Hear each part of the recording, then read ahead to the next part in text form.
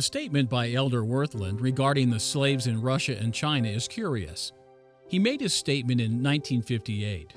There had been no slave uprising in either Russia or China at that time.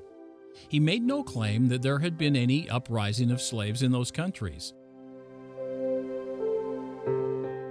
The Tiananmen Square protest occurred in 1989, and the revolutions that led to the demise of the Soviet Union took place in the late 1980s and early 1990s, both of which may have qualified as slave uprisings under the Apostles' criteria.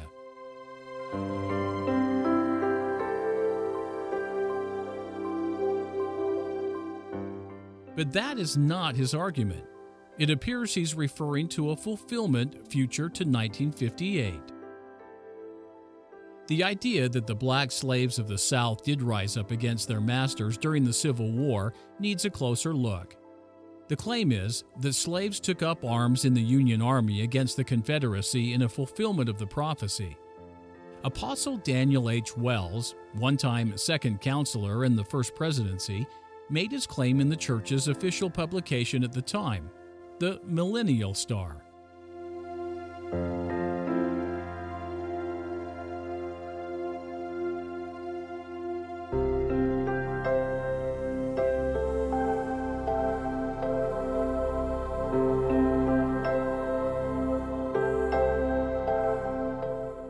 Indeed, there was quite a large number of African Americans serving in the Union Army.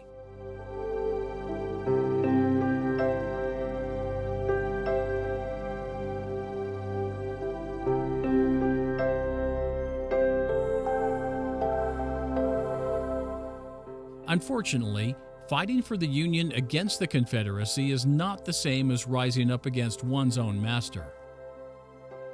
This argument cannot be a substitute for the well-known fact that the slaves of the South did not rise up in rebellion.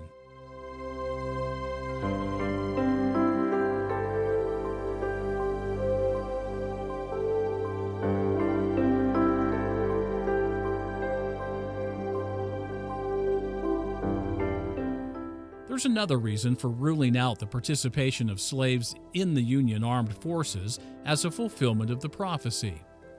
The revelation clearly states that the slave rebellion will occur after the preceding events, including the rebellion of South Carolina, the war between southern and northern states, the call to Great Britain and other nations by the South for assistance, the subsequent call by Great Britain and other nations to yet other nations, and the onset of war amongst all nations.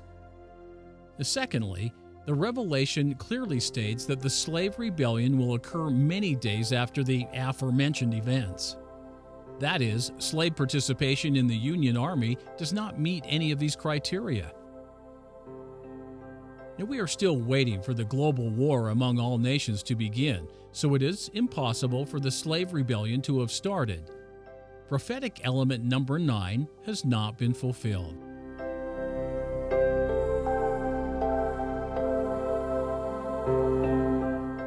The 10th prophetic element concerns unnamed remnants from the wars left in the land. These remnants will marshal themselves in war and vex the Gentiles.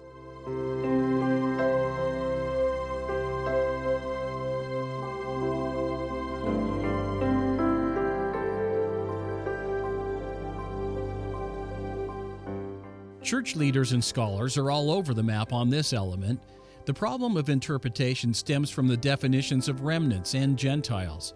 The manual points out that remnant is used in Scripture to refer to a segment of the house of Israel. Now, this is true. As the church admits, this has led to a common interpretation that the Lamanites, a remnant of the house of Israel, would rise up at some point to vex the Gentiles. At the same time, the manual cites a quote from President Joseph Fielding Smith, who expands the scope of rebellious Lamanites beyond the borders of the United States to Mexico, Central and South America. President Smith also suggests that this vexation may not be completely fulfilled.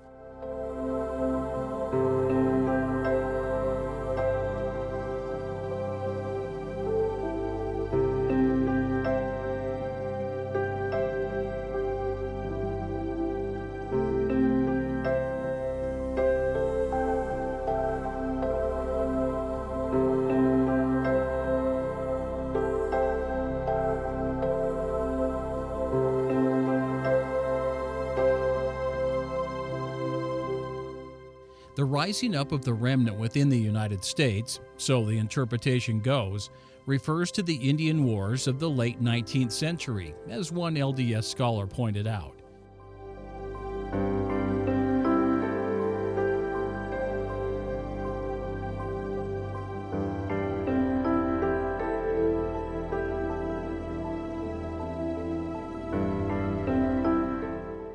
Aside from the misconception that a prophecy can be fulfilled multiple times, the idea that one remnant can fulfill a prophecy of plural remnants does not work. Certainly, one remnant can be part of the fulfillment, but not all of it. The question must be, what are the other remnants mentioned in the prophecy?